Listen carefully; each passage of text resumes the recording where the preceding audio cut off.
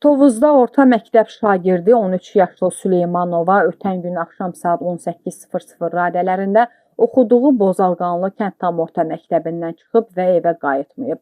Baku Postaz bizim mediaya isnadən xəbər verir ki, Tovuz rayonu Yusif Sadıqov adına Bozalqanlı kənd tam orta ümumi təhsil məktəbindən bildirilib ki, dəfələrlə məktəb psixoloqu şagirdlə iş aparıb. İtkin düşən qız 7A sinifinin şagirdidir. Dünən sonuncu dəfə dərsdən sonra gedib. Davamiyyəti hər zaman yaxşı olub, amma oxumağı zəif idi. Bir qədər sözə qulaq asan deyil. Məktəb psixoloqu məşğul olurdu onunla deyə onlar bildiriblər. Azyaşlının atası Elçin Süleymanov isə bildirib ki, uşağın hara getməsi ilə bağlı heç bir ehtimalı yoxdur. Hara gedə bilər heç bilmirəm. Heç bir məlumatımız, ehtimalımız yoxdur. Biraz əsəbi uşaqdır. Hətta onu psixoloq yanına da qoymuşduq. Qızın nənəsi və babası ilə yaşayır. Axırıncı dəfə Qəbəliyə ekskursiyaya getmək üçün icazə istədi. Bundan əvvəl 2 dəfə gəzintiyə getməsinə icazə vermişdik. Bu dəfə icazə vermədik. Dedik qız uşağıdır, yolda uzaqdır. Yeganə ehtimal edirik ki, icazə vermədiyimiz üçün əsəbləşib və çıxıb gedib.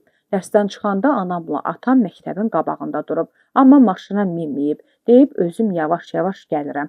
Elə oradan da yoxa çıxıb. Nə rəfiqələri, nə yoldaşları hara getdiyini bilmir. Bütün qohum-əqraba, tanışlar, polislər axtarır. Hazırda kameradan hara getdiyinə baxırıq. Kamera göstərir ki, axşam saat 9-da Əli-Mərdanlı yolunda görünüb. Ümid edirəm izinə düşüb tapa bilərik. Qeyd edək ki, Daxili İşlər Nazirliyinin Gəncə Regional Qrupunun baş inspektoru Eşqin Qasımov bildirib ki, hazırda şəxsin yerinin müəyyən edilməsi istiqamətində Tovuz rayon polis şöbəsinin əməkdaşları tərəfindən axtarışlar davam etdirilir. 13 yaşlı məktəblinin itkin düşməsi ilə bağlı bəzi detallar da məlum olub. Məktəblinin babası Zirəddin Süleymanov hadisə ilə bağlı Baku TV-yə açıqlama verib. Müəllim qızıma zəng edib deyib ki, son vaxtlar sözə baxmır. Nəsə deyəndə eşitməzliyə vurur. Əlində yazılar və şpris tutmuşam.